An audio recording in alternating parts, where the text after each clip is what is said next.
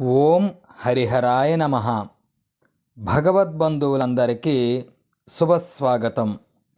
శుక్లాంబరధరం విష్ణుం శశివర్ణం చతుర్భుజం ప్రసన్నవదనం ధ్యాయేత్ సర్వవిఘ్నోపశాంతయే. స్కాంద పురాణాంతర్గత వశిష్ఠ ప్రోక్త కార్తీక మహాత్మ్యం అందలి ప్రథమోధ్యాయ. కార్తీక పురాణం 1వ రోజు పారాయణం.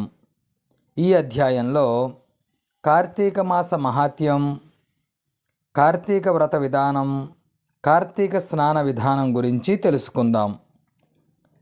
శ్రీమదఖండ ఆర్యావర్తనంలో నైమిసారణ్యంలో సౌనకాది మహామునులతో ఒక ఆశ్రమం నిర్మించి సకల పురాణాలు, పుణ్యచరిత్రలు సూత మహాముని వారికి వినిపిస్తున్నారు. ఒకనాడు సౌనకాది మునులు గురుతుల్యులకు సూతుడిని చూసి, ఆర్య, తమ వల్ల అనేక పురాణేతిహాసాలు, వేదాంగ రహస్యాలు సంగ్రహంగా తెలుసుకున్నాం. కానీ కార్తీక మాస మహాత్మ్యం గురించి వివరించి దాని ఫలితాన్ని తెలుసుకోవాలనుకుంటున్నాం అని కోరారు. ఆ మాటలు విన్న సూత మహర్షి, ఓ మునిపుంగవులారా, ఒకప్పుడు ఇదే కోరికను నారదుడు సృష్టికర్త అయిన బ్రహ్మను వేడుకోగా, బ్రహ్మదేవుడు నారదుడికి, శ్రీ మహావిష్ణువు లక్ష్మీదేవికి, పరమేశ్వరుడు పార్వతీదేవికి తెలిపారు. అటువంటి పురాణ కథను మీకు తెలియజేస్తాను. ఈ కథ వినుట వల్ల మానవులకు ధర్మార్థాలు కలుగుటయే కాక ఇహమందు పరమందు సకలైశ్వర్యాలతో తొలతూగుతారు. శ్రద్ధగా విను అని సూతుడు ఈ విధంగా చెప్పనారంభించాడు. పూర్వం ఒకరోజు పార్వతీ పరమేశ్వరులు ఆకాశంలో విహరిస్తూ ఉండగా పార్వతీదేవి ఈ విధంగా ప్రశ్నించింది. ఓ ప్రాణేశ్వర, సకలైశ్వర్యాలు కలిగించే, సకల మానవులు వర్ణభేదాలు లేకుండా ఆచరించే శాస్త్రసమ్మతమైన సూర్య చంద్రాదులున్నంత వరకు ఆచరించే వ్రతాన్ని గురించి వివరించండి అని కోరింది. అంత పరమేశ్వరుడు మందహాసంతో, ఓ దేవి, నువ్వు అడుగుతున్న వ్రతం స్కాంద పురాణంలో ఉంది. అది ఇప్పుడు వశిష్ఠ మహాముని మిథిలా నగరాధీశుడగు జనక మహారాజుకు వివరిస్తున్నాడు అని మిథిలా నగరం ఉన్న దిశగా చూపించాడు. మిథిలా నగరంలో వశిష్ఠుడు రాకకు జనకుడు సంతోషించి అర్ఘ్యపాద్యాదులతో సత్కరించాడు.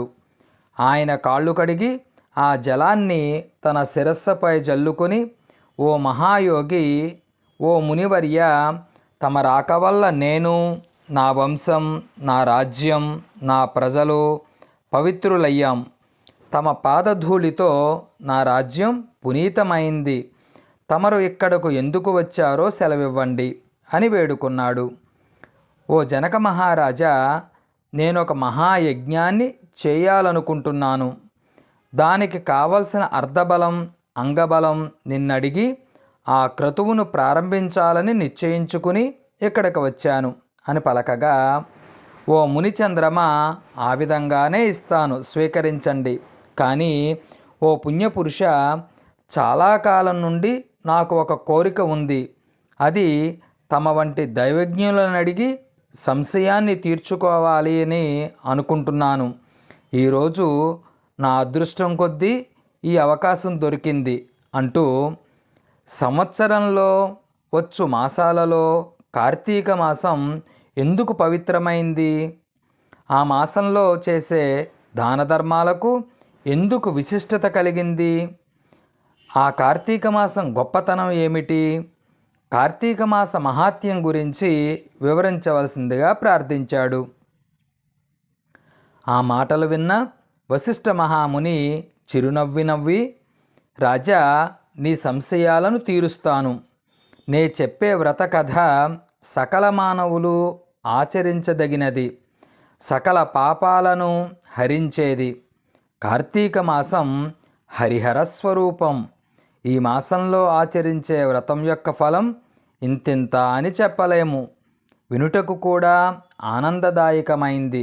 అంతేకాదు, విన్నంత మాత్రానే ఎట్టి నరకబాధలు లేక ఇహమందు పరమందు సర్వసుఖాలు పొందుతారు.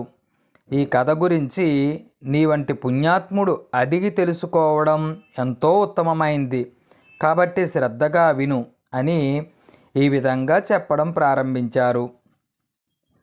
కార్తీక వ్రత విధానం.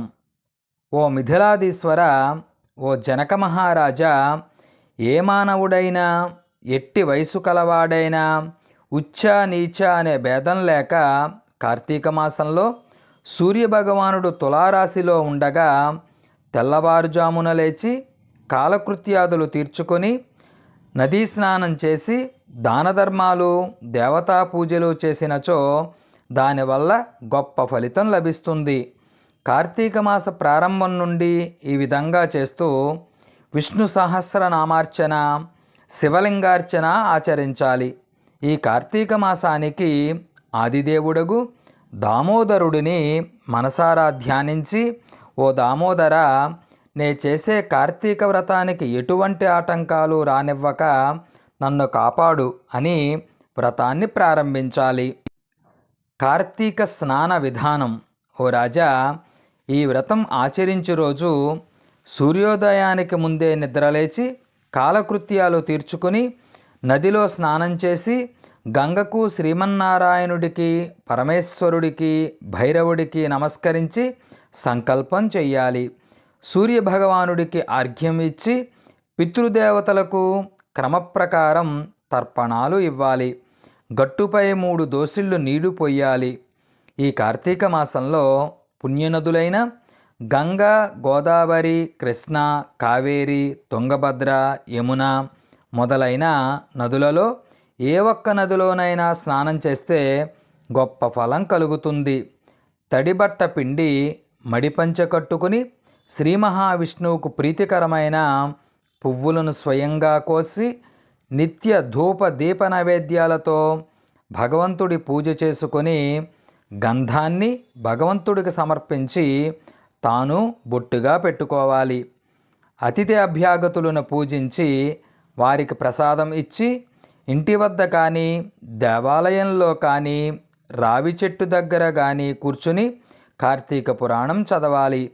ఆ సాయంకాలం సంధ్యావందనం చేసి శివాలయంలో కానీ విష్ణాలయంలో కానీ తులసి కోట వద్ద కానీ దీపారాధన చేసి శక్తిని బట్టి నైవేద్యాన్ని స్వామికి సమర్పించి అందరికీ పంచిపెట్టి తర్వాత తాను భుజించాలి.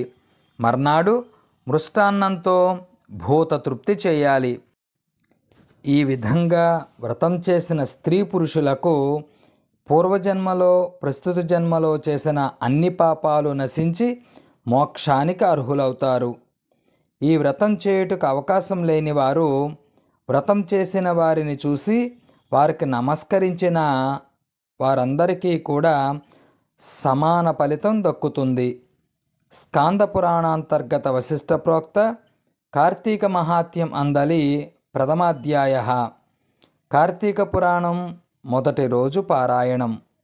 శివాయ విష్ణురూపాయ శివరూపాయ విష్ణవే శివస్య హృదయం విష్ణు విష్ణోస్య హృదయం శివ. Swararchana doctor SRS Kolluri. ఈ యూట్యూబ్ ఛానల్ సబ్స్క్రైబ్ చేయండి. తదుపరి ఆధ్యాత్మిక పరిమళాలు గల వీడియోలు మీకు నోటిఫికేషన్గా వస్తాయి. హరిహరార్పణమస్తు. స్వస్తి.